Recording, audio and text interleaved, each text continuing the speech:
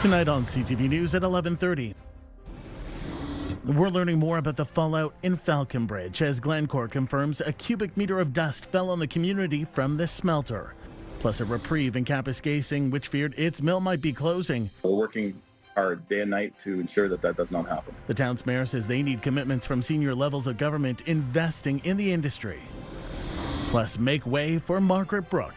To see HMCS Margaret Brook here alongside by my community, my heart swells with pride. One of the Canadian Navy's newest ships makes a pit stop in Sault Ste. Marie. CTV News at 11:30 with Ian Campbell and Rick Wyman with weather. Well, good evening. Thanks for staying up with us. We begin once again tonight in the greater Sudbury community of Falconbridge, where we're learning more about that thick layer of dust that descended over the community this week. Glencore Sudbury Integrated Nickel Operations confirming tonight that it was in fact smelter dust. According to the company, it's made mainly of iron and silica along with smaller amounts of nickel, sulfur, copper and cobalt, along with a trace amount of other elements. They add the material was released from the stack in an isolated event while the dust collection system was undergoing maintenance. According to their figures, 1 cubic meter of dust was released. The company says it's all public spaces have been cleaned and they've visited every home in the community to assess the damage. Meantime, a popular family-friendly event in Falconbridge has had to be postponed. CTV's Alana Everson has more on the fallout from the fallout. Cleaning crews power wash a deck covered with black dust after a substance was discharged from Glencore's smelter stack Tuesday night into early Wednesday morning. The company confirms it deployed several cleaning crews throughout the community. Sarah McDonald is a concerned citizen of Falconbridge who has written a letter to the company, Public Health Sudbury and Districts, and the Ministry of the Environment, Conservation and Parks, asking for a town hall style meeting to address the smelter dust release. There's still a lot of questions that have gone unanswered, like what was in the dust that they're calling it. They're calling it normal dust, smelter dust. As a community member, I don't know what's in that, what long-term health effects. McDonald says there are critical questions that require direct and transparent discussions with the community. I did have my car washed at a car wash, but it looks like there's damage. It didn't clean it properly. In 6 months from now, is my paint going to be peeling? Am I going to have those issues?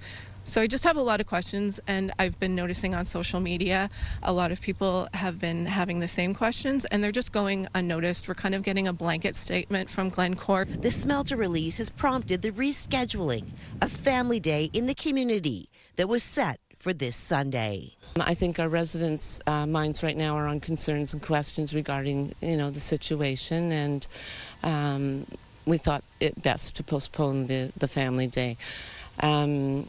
We also want to abide by the guidelines set out by the public health in Sudbury. Organizers of Family Day say they hope to reschedule the event sometime in October. Right now, the cleanup continues as the community waits for answers. Alana Everson, CTV News, Falconbridge. And the health unit saying today preliminary samples suggest the dust may cause minor and temporary respiratory or skin irritation if the dust is inhaled or remains on the skin. More test results are pending, and the health unit says precautions remain in place. Police have arrested a second teen in the fatal shooting of 8-year-old Javay Roy, a boy who has ties to Manitoulin Island and Wikwemkong. On August 16th, Roy was struck and killed by a stray bullet in his Toronto apartment as he lay in bed with his mother. Yesterday, officers executed a search warrant in London and located one of the 2 outstanding suspects. He's been charged with first-degree murder. His name can't be released as he was under 18 at the time of the shooting. A 16-year-old boy was previously arrested, and the third suspect is still outstanding. He was also a minor when Roy was shot. In other news, the OPP are investigating the death of a senior in a long-term care home in Sturgeon Falls. Police say they were alerted to an incident Tuesday morning at a nursing home on Michaud Street in Sturgeon Falls. The 85-year-old was found dead by staff at the facility. Officials at Au Chateau declined comment on the investigation. OPP say they will have more details as the investigation progresses. A 32-year-old was arrested in Sudbury early this morning after police were called regarding a dispute between neighbors. Police say they responded to a report of a neighbor dispute that may have involved a firearm around 5:30 p.m. yesterday. When they arrived yesterday, the person refused to leave the house. Police were able to communicate with the individual but had to wait for a warrant to enter. Shortly after 1 this morning, they were able to gain entry and were able to de-escalate the situation. No gun was found after a search. A 32-year-old is facing several charges. The driver of the boat involved in a fatal collision with a swimmer this summer in Sudbury has been charged. On August 1st, a 52-year-old woman was struck by a boat on Lake Nepawin and was taken to hospital where she died the following day. After a months-long investigation, police say they are charging the 67-year-old driver of the boat with operating a vessel in an unsafe manner. He'll be in court next December 2nd. An update tonight on the future of Cap Paper. After fears the mill would close this weekend, the mayor of Kapuskasing says it'll stay open for now. CTV's Lydia Chubak has more. Cap Paper in Kapuskasing remains open. Earlier this month, the mayor of Kapuskasing told CTV News there was a chance it would close by the end of this month. We're working hard day and night to ensure that that does not happen. Plourde says FNOM, the Northwestern Ontario Municipal Association, and Cap Paper have been lobbying the province and the federal government for investment in the northeastern forest industry to keep pulp and paper mills financially viable. Minister Holland indicated that there's a working group put together that includes federal, provincial, and industry, and so I'm really looking forward to hearing next steps from the province and where we go from here. Today, the province announced a new $30 million investment in Ontario's forestry sector for forest access roads and to find customers for wood chips. Plourde says that's welcome news, but more needs to be done. It really doesn't help if there's no mill available here to receive chips. So hence the sawmills go down, and that's just exactly what happened. So, I applaud the government's position on assisting the forest industry today, but from my perspective here in Kapuskasing, as mayor of Kapuskasing and a representative of the region, I think a lot more has to be done. In a statement to CTV News, FedNor says FedNor is in contact with Cap Paper to ensure they have or are connected to the support they need. We will continue collaborating with our federal partners to ensure Northerners have full access to the wide slate of programs and services offered by the Government of Canada. In a recent news release, Cap Paper suggests a couple of ways the federal government can help. One is to provide proportional forestry funding to Ontario, equivalent to what it gives Quebec and British Columbia. The other is to address duties and tariffs that unfairly penalize Canadian producers. Lydia Chubak, CTV News, Timmins. Nurses from the North Bay Parry Sound District Health Unit are headed to conciliation. The Ontario Nurses Association, representing the 63 registered nurses and 1 nurse practitioner, will enter conciliation Monday to reach a collective agreement. The nurses are seeking a contract that provides wage increases following 12 years of what their union says are contracts that have failed to keep up with inflation. The North Bay Parry Sound Public Health nurses serve 31 municipalities and 6 First Nations. They've been without a deal since April 1st. Meantime, transit disruptions have been averted in the city of Timmins as city officials and QB Local 1544 announced they've reached a tentative agreement. Transit workers were in a position to strike as of midnight had a deal not been reached. Affected all bus services included Paratransit and the Northern College Express. The city says details will remain confidential until the contract has been reviewed and ratified. The provincial government is investing nearly $850,000 to help North Bay Police get 3 projects off the ground. Part of the funding is a community safety and policing grant aimed at initiatives protecting vulnerable populations from human trafficking and child exploitation. The money will increase police visibility along with more than $200,000 for collaborative crisis responses by police. In a release on the funding today, the city's police chief says this money will help them hire 7 new officers for the initiatives. For the first time in 10 years, a Canadian warship is in Sault Ste. Marie. One of the Navy's newest, the HMCS Margaret Brooke, is anchored just outside of the city, offering tours as it makes its way across the Great Lakes.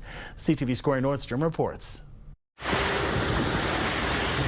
The Royal Canadian Navy warship HMCS Margaret Brooke is now docked just outside of Sault Ste. Marie, a first for these ships and a long time since a vessel of this caliber has visited the city. To see HMCS Margaret Brooke here alongside by my community, my heart swells with pride because, you know, to have a ship here where I come from, it's not a normal thing. Like the ship's honorary captain, Eason, Rear Admiral Jason Armstrong from the Sioux is also on his home turf. While personal reasons may have prompted his visit, business, like addressing the Navy's 20% personnel shortfall, is also top of mind. There is some targeted recruitment that we're trying to do. We're here just off Sault Ste. Marie to engage with the Sioux College and the technical studies there, and to invite them to look at the Navy as an option. It has given me so much opportunities to travel and to visit and do work that I would probably have never done before. The ship resides near Gros Cap, with the St. Mary's too shallow for its tour. Those that signed up get a full tour of the warship, inside and out. We're looking at 10-story building, top, bottom, to top. It's a big step. Pencil, pencil, pencil! It allows them to see what makes this vessel so unique. The fact that this warship can do everything from science to anti-narcotics to Arctic sovereignty is just such an incredible feat. And the fact that there's 6 of this class of ship now within the Royal Canadian Navy, it's just amazing. Tours of the HMCS Margaret Brooke are fully booked for the rest of the weekend. However, naval staff will be at the Roberta Bondar Park over that time. Locals can see the ship from Gros Cap, where a naval boat will be offering tours from the water. Corey Nordstrom, CTV News, Sault Ste. Marie. Members of the Royal Canadian Air Force's Air Maintenance Branch Air Attractions team were in North Bay today, along with a CF-18 Hornet, to engage with Canadore College aviation students. The visit was meant to introduce students to Canadian Armed Forces technical trades. Students had a chance to hear presentations and speak with the pilot and the technician, as well as tour the jet. They also learned about the non-commissioned member subsidized training and education plan. It offers full-time paid training or education at post-secondary schools for authorized courses related to military careers.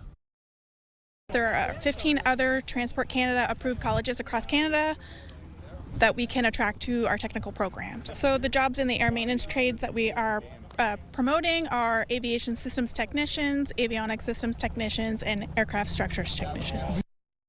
The RCAF says there is increased demand for these highly technical skill sets within the broader aviation community, and that means there's greater competition for talent.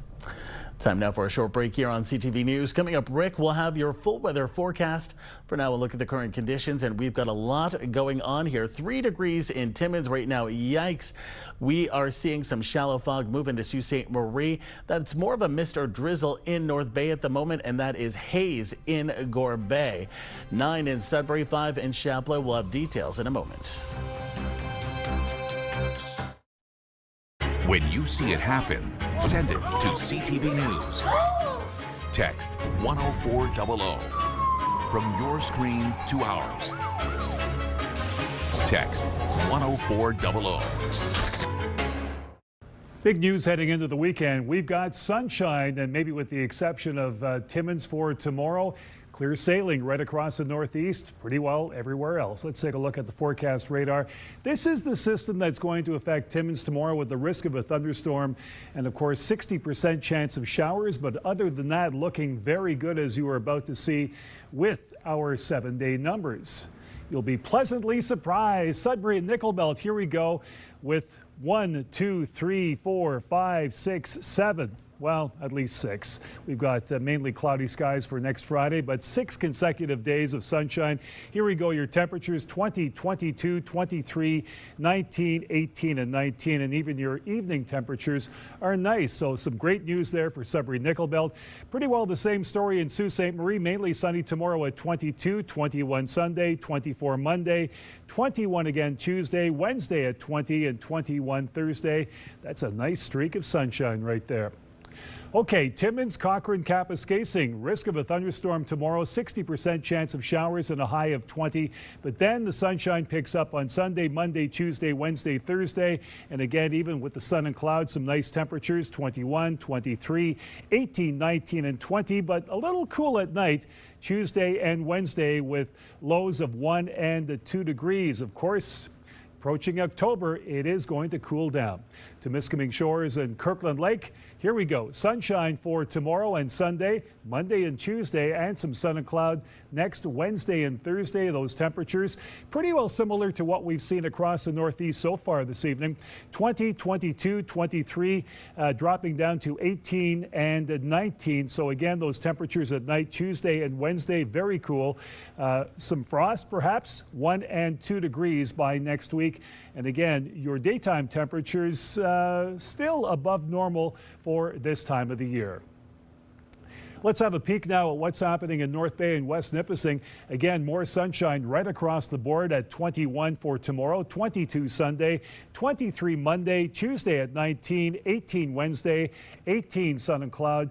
Thursday, so 4 and 3 again, those evening lows next Tuesday and Wednesday.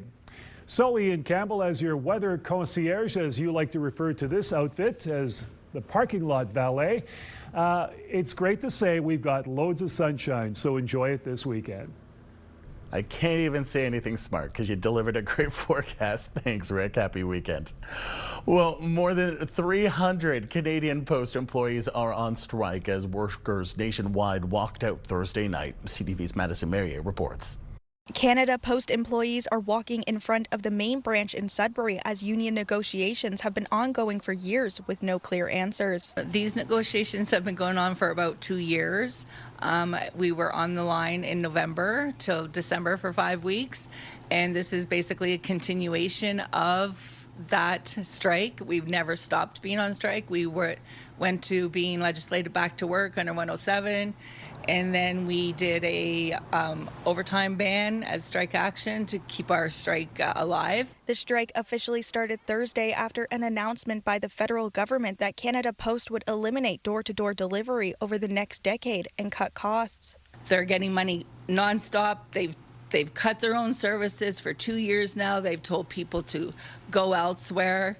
You know, use Purolator because that's their sister company.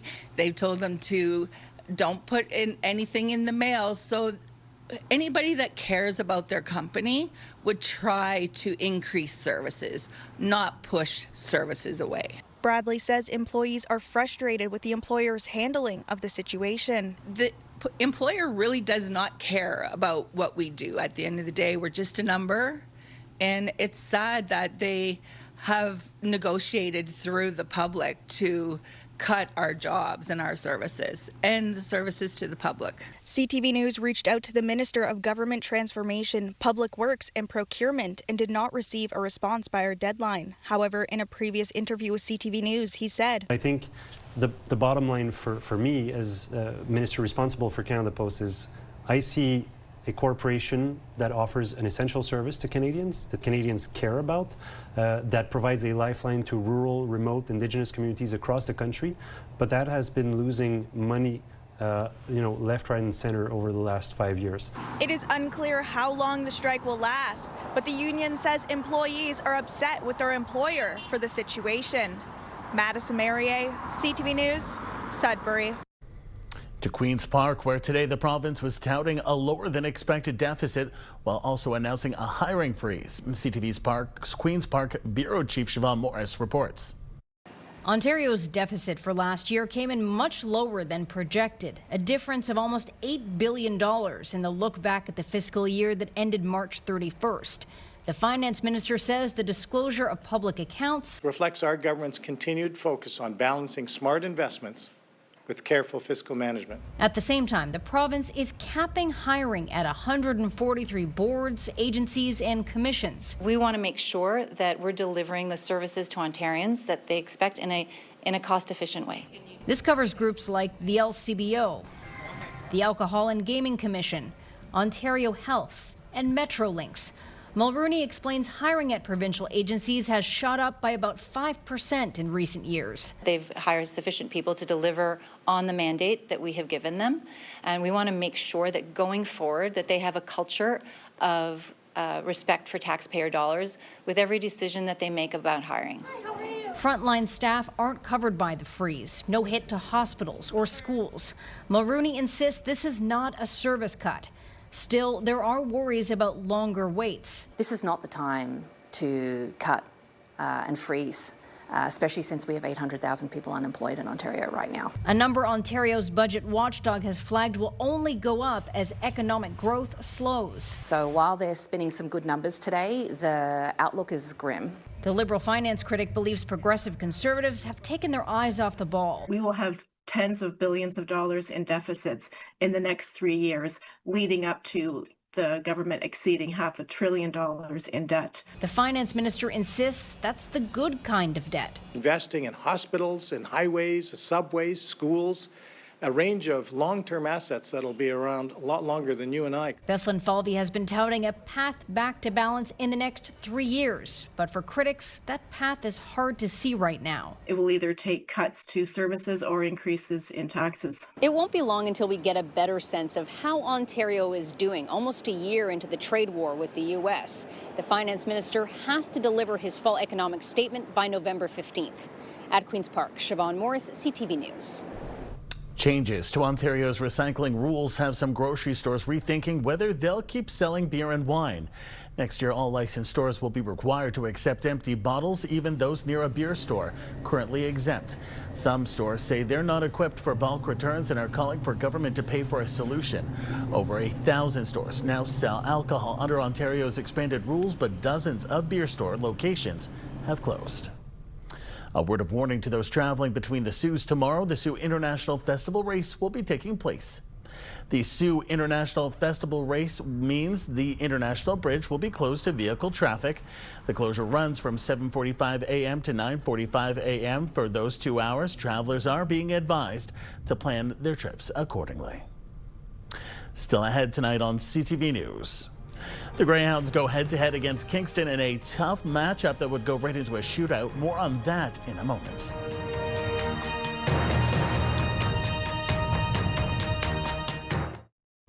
All three of our northern teams were on the ice tonight over in the OHL. Let's start in Kingston, where it was a barn burner between our Sault Greyhounds and the Frontenacs. McGowan behind his net.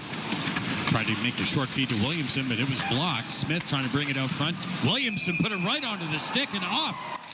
This little tip in here more than halfway through the first period would end up being Jordan Chiron's second goal of the night.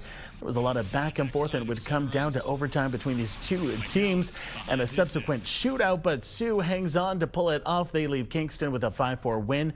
They continue their swing through Eastern Ontario with a stop in Ottawa on Sunday. Meanwhile, a tough night for our other two teams. North Bay was at home hosting the Ottawa 67s. Arseny Pronin would get the troops on the board just minutes into the third period, but it wouldn't be enough.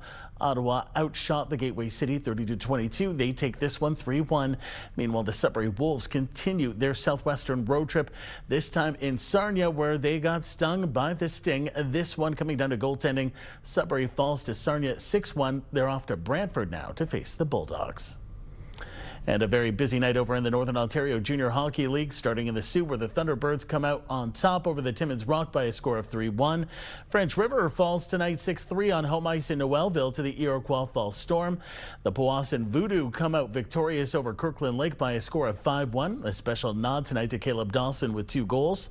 And the Hearst Lumberjacks were down in Sault, Michigan, facing off against the Sault Eagles, where it was a big night for Hearst. They beat the Eagles 4-1.